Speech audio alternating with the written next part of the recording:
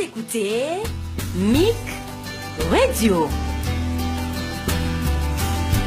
Un son qui réveille vos émotions. Ici, votre flamme se ranime. Mic Radio, les tam-tams de l'Éternel.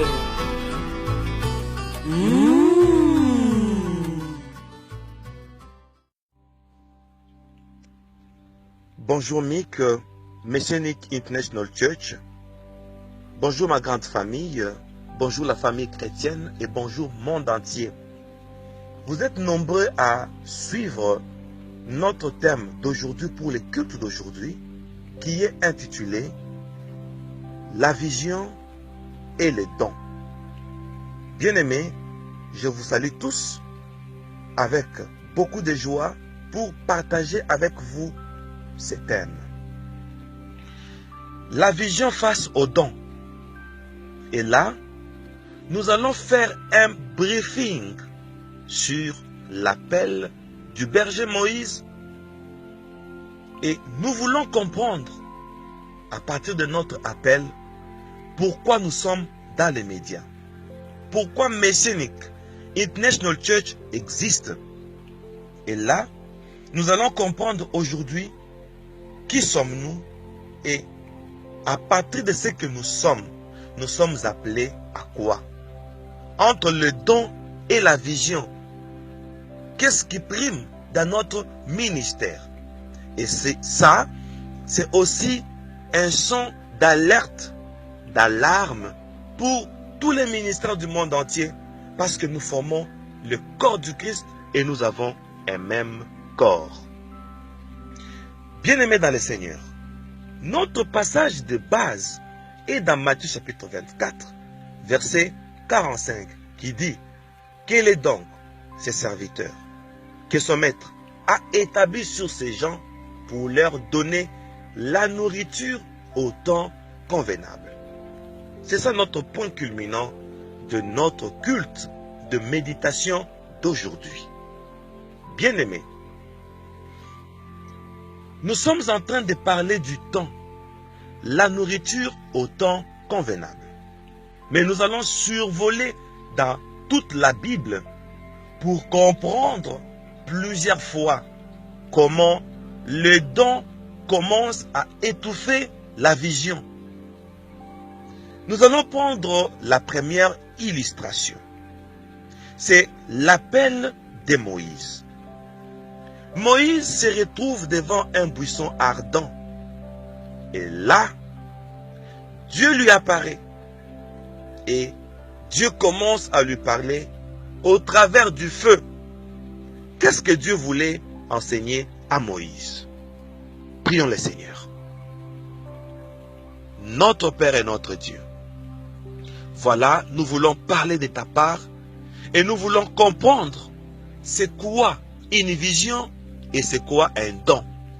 Seigneur, ouvre-nous les oreilles spirituelles, les yeux et l'entendement spirituel, afin que nous puissions percer les réalités prophétiques pour notre édification et pour notre bon positionnement dans la saine doctrine pendant ces temps d'apostasie. Agrée notre prière, je proclame une onction pour une bonne oration et pour une bonne audition. Utilise-nous comme des instruments utiles pour toute bonne œuvre. Au nom de Jésus-Christ. Amen.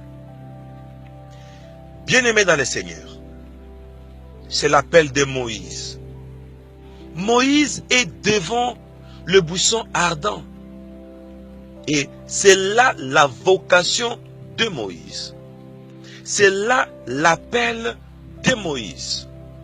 Et ici, Dieu lui dit: ôte tes sandales. Pourtant, les sandales symbolisent l'évangile. Nous, Paul nous dit: ayez à vos pieds comme chaussures les ailes que donne l'évangile. Curieusement, quant à Moïse, Dieu lui dit: ôte tes sandales. Est-ce que Moïse est-il un leader sans message? Parce que le message, c'est les sandales. Et nous sommes en train de comprendre directement ce que Dieu a dit à Moïse. Et ça nous ramène directement à l'eschatologie. Dieu dit, je suis descendu pour libérer mon peuple d'entre les mains de Pharaon. Et je voudrais le faire monter dans le pays où coule le lait et le miel. Nous sommes en train de sentir deux mouvements dans le langage de Dieu. Il descend pour faire monter. Ça, c'est eschatologique. Ça, c'est notre destination finale. Nous, Église, nous, Israël. Dieu est descendu pour faire monter son peuple. Ça, c'est la prophétie d'enlèvement. Et Moïse dit, j'aime beaucoup ce passage, le Dieu de vos pères vous enverra un autre prophète comme moi. Et là, nous sommes dans Deutéronome, chapitre 18, verset 18. Bien-aimés dans le Seigneur, Dieu descendra aussi. Attention, là c'est la prophétie de la descente du Saint-Esprit. D'après Joël, Jésus dit aux disciples, il est avantageux que je m'en aille et je viendrai à vous. Là c'est la descente de Dieu, comme au buisson ardent. Attention, au buisson ardent, nous sommes en train de voir la descente de Dieu au travers du feu. Oh mon Dieu! Et à la Pentecôte, nous voyons la même descente de Dieu au travers du feu dans la chambre haute. Le feu est entré dans la chambre. Là, c'est la deuxième mission de Moïse. Et là, nous ne sommes plus dans une situation géographique, dans un pays quelconque, mais nous sommes dans un paramètre spirituel, parce que c'est maintenant un problème du Saint-Esprit. Nous prenons le feu comme notre matériel didactique. Et nous faisons une connivence entre le buisson ardent et la chambre haute. Oh mon Dieu! Pourquoi Dieu descend dans le feu, à la chambre haute et dans un buisson ardent? Là, nous sommes en train de comprendre quelque chose. Dieu donne la mission à Moïse. C'est que Dieu est en train aussi de donner la mission aux apôtres et les disciples qui sont dans la chambre haute. Dieu leur donne la mission comme Moïse. Il descend par le feu parce que Dieu va se servir de ce feu pour guider son peuple. Ainsi, comme Dieu est descendu lui-même, il dit à Moïse, ôte tes sandales. Et là, nous sommes à la Pentecôte. Nous nous approchons d'ailleurs de la Pentecôte. Voici le message de la Pentecôte. Si Dieu descend lui-même au travers du feu, nous devons ôter nos sandales. Pourquoi? Le seul à porter les sandales, Jean-Baptiste nous dit, je ne suis pas digne d'ôter la courroie de ces sandales. Pour dire, le seul à porter les sandales, c'est Jésus. Ainsi, le zèle de l'évangile que nous devons avoir, c'est Jésus. Donc notre évangile, nous devons prêcher Christ. Nous évoluons. Nous sommes en train de faire une symbiose entre le feu du buisson et le feu de la Pentecôte. Quand Dieu descend dans le feu, il vient donner une mission. Quelle est la mission? Quitter l'Égypte, aller à Canaan, via le désert. Donc, la Pentecôte que vous voyez, oh mon Dieu, l'Église actuelle a fait une confusion entre le don du Saint-Esprit et la mission de l'Esprit. À la Pentecôte, le don là, le parler en langue là, était une démonstration d'une présence, d'une divinité qui est venue au travers le feu, c'est-à-dire Dieu lui-même. Il a communiqué le don. Maintenant, Devons-nous nous attarder sur les dons ou les dons doivent confirmer une mission? C'est là où nous sommes et que le Saint-Esprit nous ouvre encore l'intelligence. Alléluia.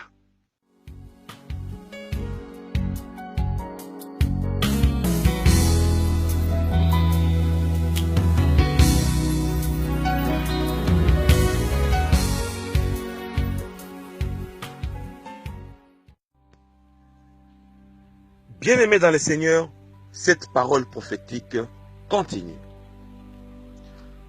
Pourquoi dès le départ, dans le buisson ardent, le Seigneur n'a choisi que le feu? Parce qu'il est écrit, notre Dieu, c'est aussi un feu dévorant. Donc, pour conduire tout un peuple, il faut du feu. Nous sommes en train de voir le feu dans la marche d'Israël au désert. Israël était conduit la nuit par une colonne de feu. Donc, nous sommes en train de comprendre que Dieu a donné deux choses à Moïse. La vision. Moïse devait conduire Israël. Et le don. Le don là était dans les bâtons. Dieu lui dit, qu'as-tu dans ta main? Quel est le rôle du don? Quel est le rôle de la mission? Par le don, Dieu lui dit, ces bâtons vous servira de signe. Rien que le signe. Voilà pourquoi, pour avaler les serpents de Jeannès et Jambres, Moïse et Aaron se sont servis du bâton. Pour séparer la mer Rouge, Moïse s'est servi du bâton. Voyez-vous? Donc, le bâton servait à la démonstration. C'est ça le don. Attention. Mais Moïse était aussi un leader. Il avait une mission. Ici, le bâton représente doublement deux choses, si vous permettez la tautologie. Cette fois-ci, le bâton prend maintenant l'image du ministère, l'image du pouvoir, et si il faut aller plus loin, l'image du mandat.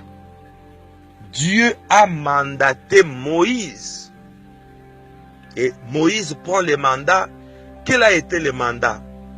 À part toutes les démonstrations, à part les dons, la mission de Moïse était de diriger Israël. Je voudrais ouvrir une parenthèse bien-aimée sur Mick Bible Course. Et je voudrais réveiller toute l'Église, le corps de Christ, Messianic International Church. Ce cours va valoriser notre vocation. Bien sûr, notre vocation, c'est que, avec le cours Mick Bible Course, nous puissions découvrir notre mission. Voilà pourquoi notre tout premier chapitre, nous sommes en train de parler de l'eschatologie. Nous sommes en train de parler de la fin de temps. Nous sommes en train de faire voir au monde entier que la ligne du temps est arrivée à sa zone rouge. La planète Terre, très bientôt, ne pourra pas héberger l'humanité. Et qu'est-ce que nous devons faire avec ces cours? Est-ce que nous allons suivre ces cours juste pour une connaissance ou pour un mandat? Tout celui qui suivra ces cours, je vous assure, en tant que prophète, c'est sa vocation.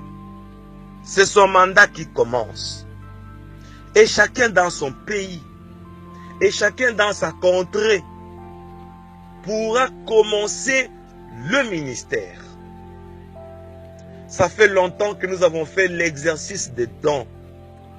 Et attention, ne faisons pas l'erreur de Saül.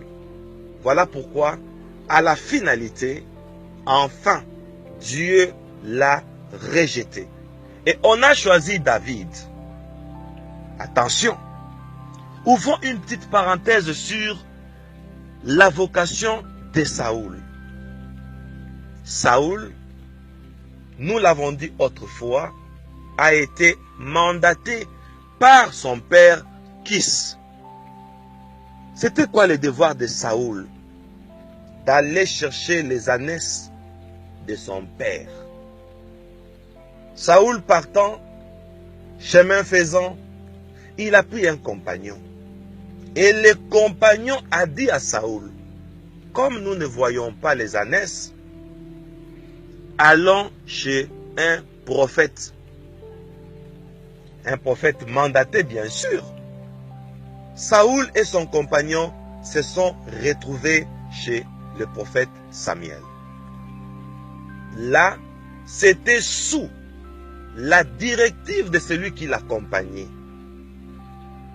Bien-aimé, quand on nous envoie dans une mission, nous devons retenir et noter d'une manière scrupuleuse les indications du Père. Si l'Église actuelle est en train de mourir, c'est parce que il y a beaucoup de leaders. Et les leaders commencent à prendre la place du Père.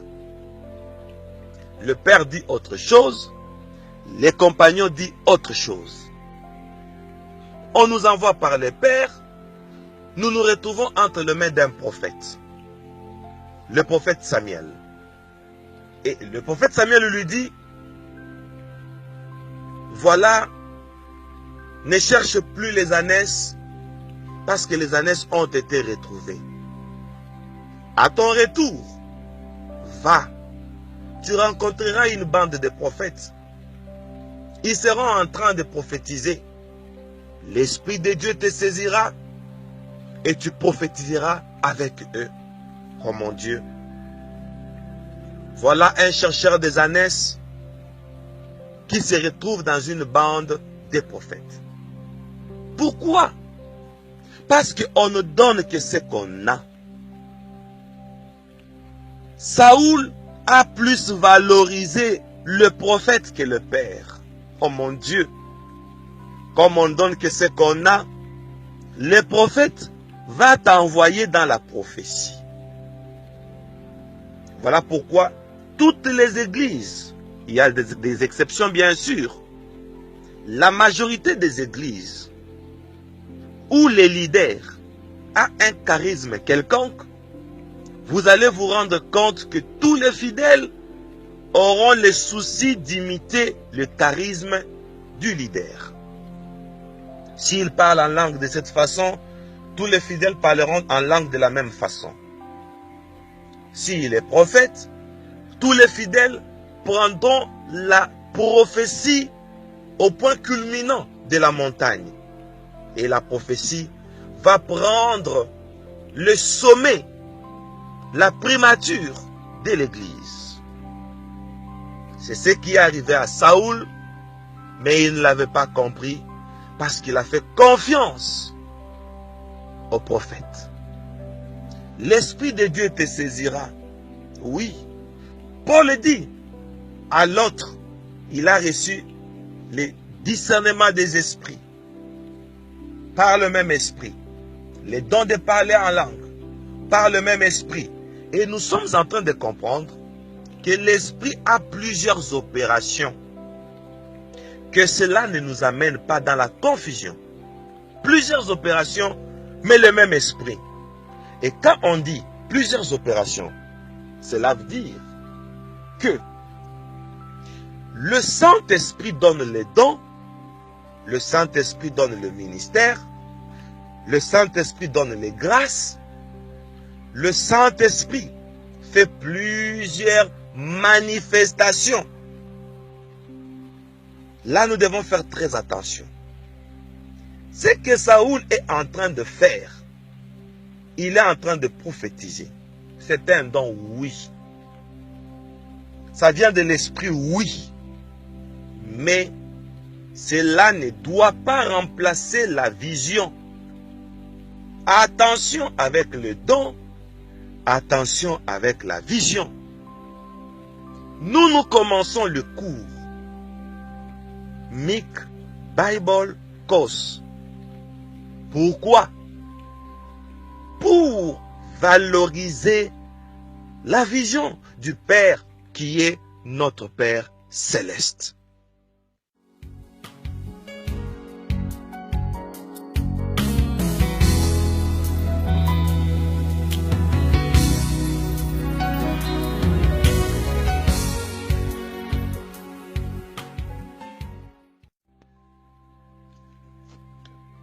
La vision et le don. Quelle a été la vision? Bien-aimés dans le Seigneur, nous avons toujours dit Kis veut dire vision. Et Saoul veut dire choisi du peuple. Ainsi, Kis envoie Saoul, c'est-à-dire Kis donne la vision à Saoul. Saoul qui est choisi du peuple, d'après l'étymologie du nom.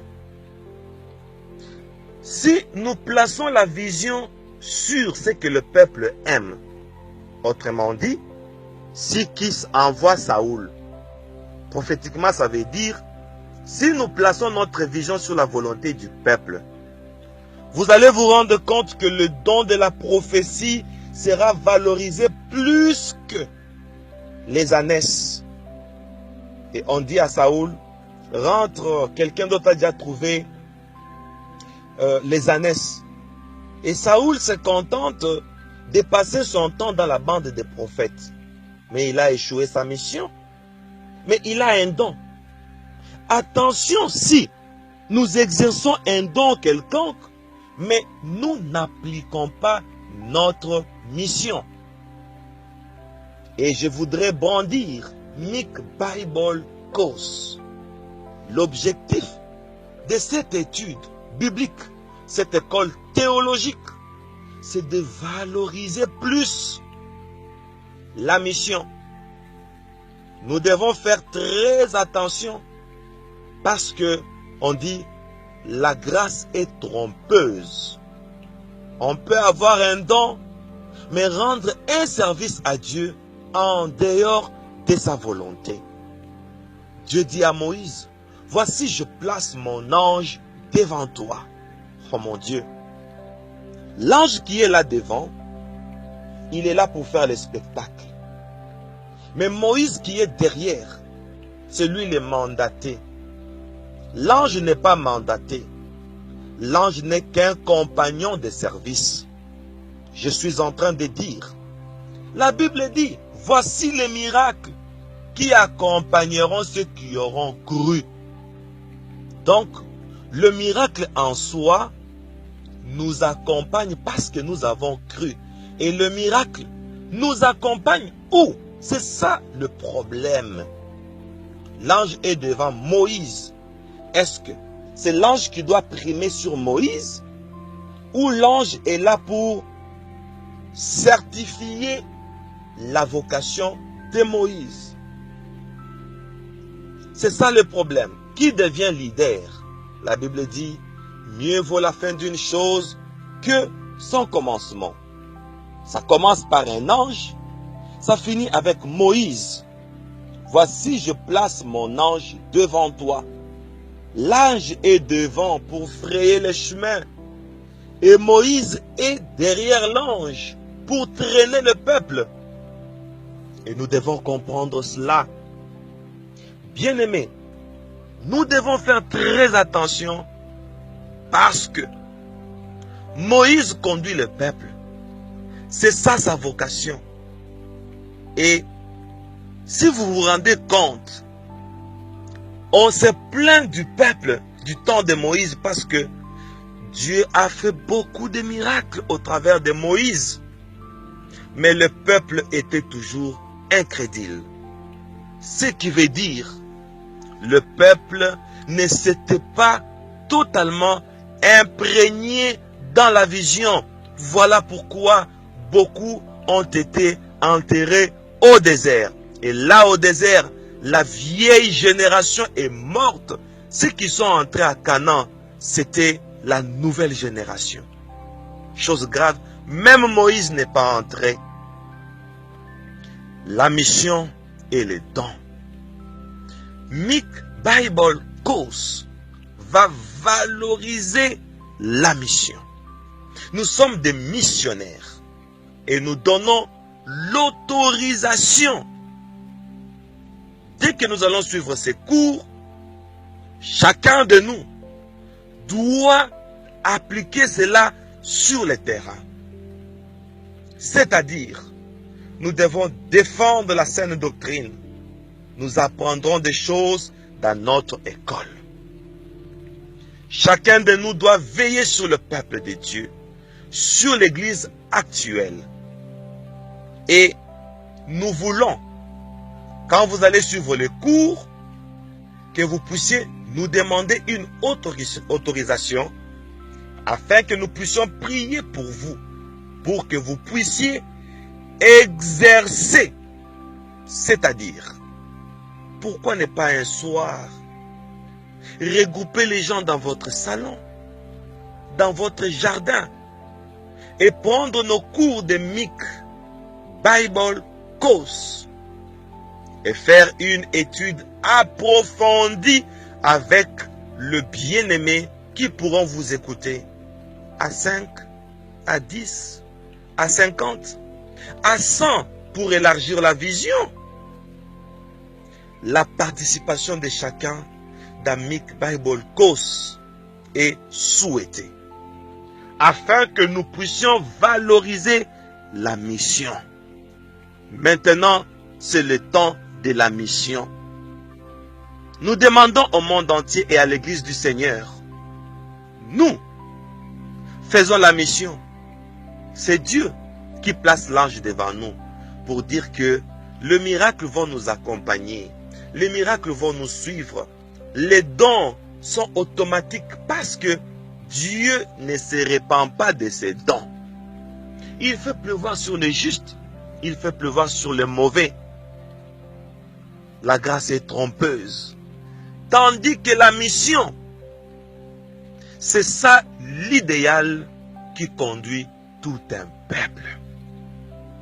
Église du Seigneur, voici notre message d'aujourd'hui. Le point culminant nous demande de valoriser plus la mission. Le berger Moïse apporte une mission, laquelle défendre la saine doctrine. Récupérer les pierres éparpillées de l'autel. Remettre chaque pierre à sa place pour que le Dieu qui répond par le feu, le Dieu d'Élie, descende. Comme Dieu répond par le feu et que le feu est notre signal pour la marche pendant la nuit, et Paul dit la nuit est avancée, Dieu veut nous conduire. Et je demande au monde entier et à l'église du Seigneur de réfléchir. Commençons maintenant à réfléchir. Comment pouvons-nous apporter le réveil au monde à partir de ces enseignements?